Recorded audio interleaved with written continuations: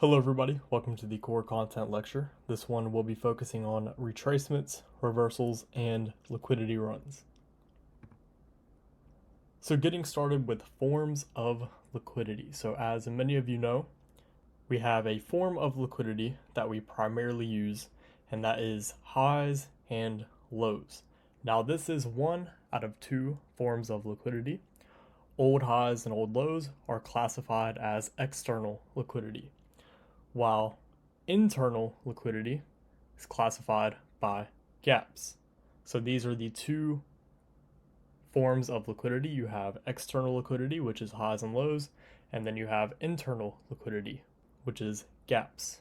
And which gaps in specific? There are primarily fair value gaps, but in rare instances, new week opening gaps and new day opening gaps can also be used. So once an established price run is sustained, what does this mean? Once a true reversal has formed, and you know that price is likely to be one-sided, then in a bullish price run, price will break highs, which is external, and then return into gaps, which would be internal. So from the true reversal until price reaches its target, in a bullish price run, price will continuously break highs, being external liquidity, and after it breaks those highs, it will likely return into gaps, being internal liquidity, and then once price returns into those gaps, it will then further continue the bullish price run and continue breaking highs.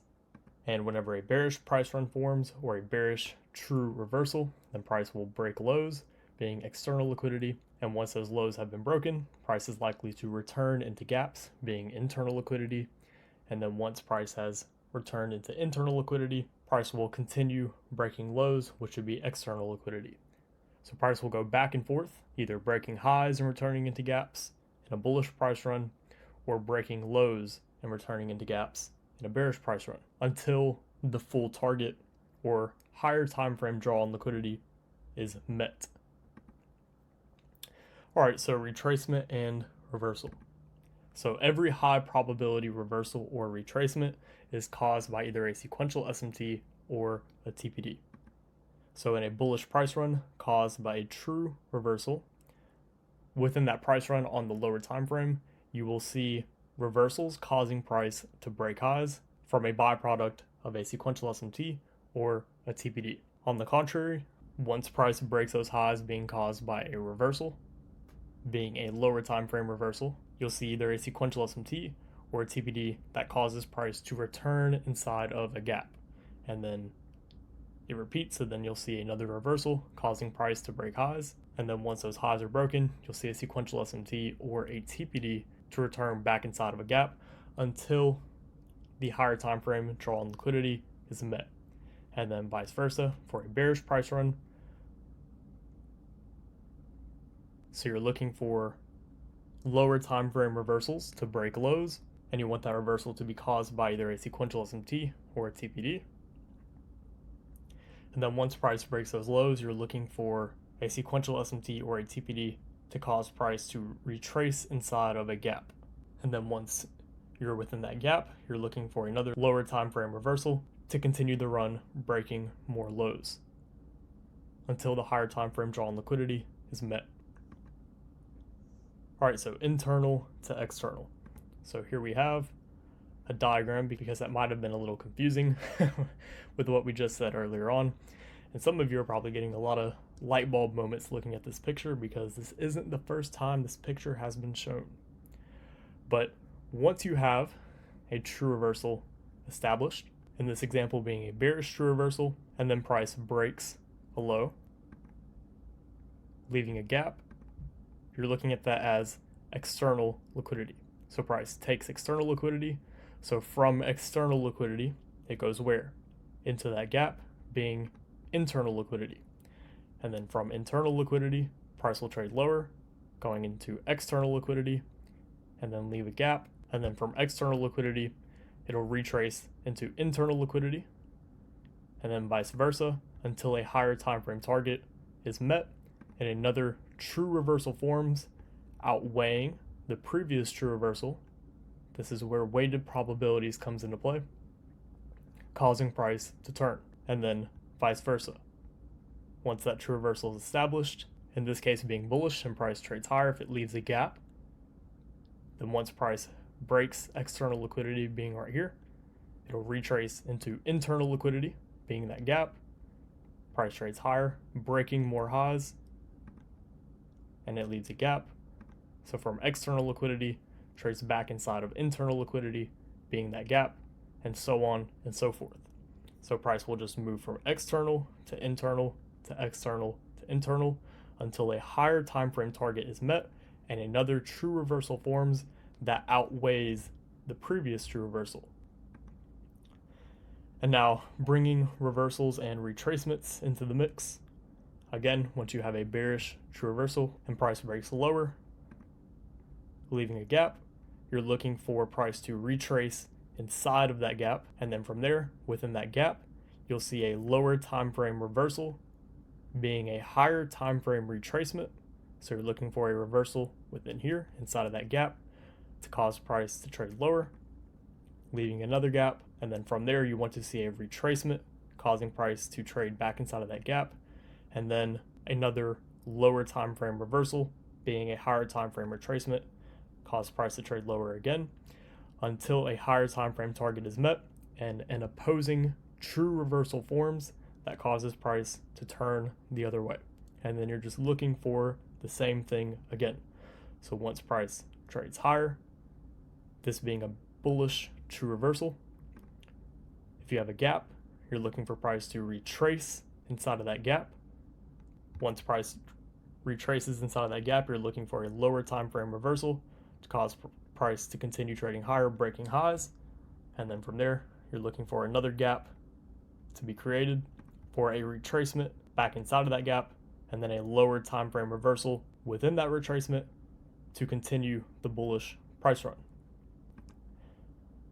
And now bringing in sequential SMT and TPDs. So again, using this true reversal, once you have a bearish true reversal and price breaks lower, you're looking for a gap to be left.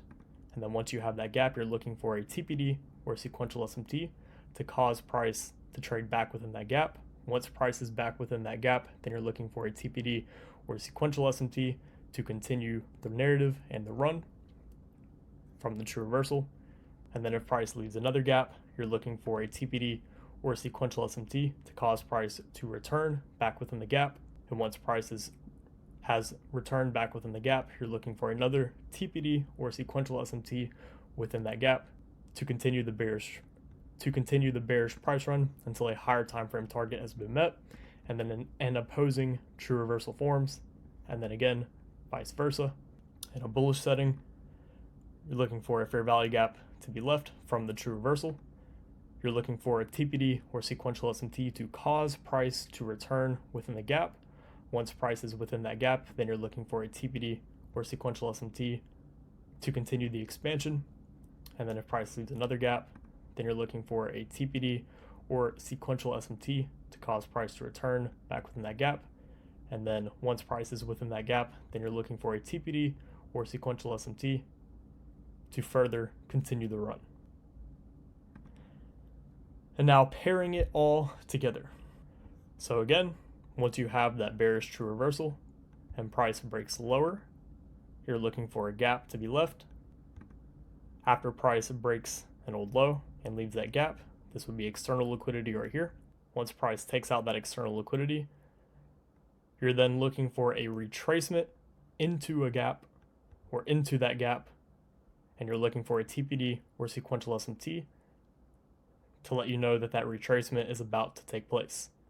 Once price trades back within that gap, which would be internal liquidity, then you're looking for a lower time frame reversal off of this higher time frame retracement, and you're looking for a sequential SMT or TPD to kick off that reversal, causing price to break lower, breaking lows, and then leaving another gap, going from external liquidity, which would be this low right here. You then want to see a retracement caused by a sequential SMT or TPD back within that gap, being internal liquidity. And then once price trades inside of internal liquidity, you're looking for a reversal caused by sequential SMT or TPD. until that higher time frame target is met, and then another true reversal forms in the opposite direction. And once price breaks higher, breaking highs, if you see a gap form, then you're looking for price to go from external liquidity back into internal liquidity, being a retracement, and you're looking for a sequential SMT or TPD to cause that retracement. Once price trades inside of internal liquidity, then you're looking for a reversal caused by sequential SMT or a TPD for price to trade higher, breaking highs. And then if price leaves another gap, again, you already know what I'm about to say. You're looking for price to go from external liquidity back to internal liquidity, being a retracement. And then you're looking for a sequential SMT or TPD to give you insight that that retracement is forming. And then once price forms that retracement back inside of internal liquidity, you're looking for a reversal and a sequential SMT or TPD to kick off the reversal, furthering the expansion. So this video might be a little confusing at first, so you can watch it as many times as you need to, but hopefully you all found this one insightful. I'll speak with you all again soon. Good luck and good trading.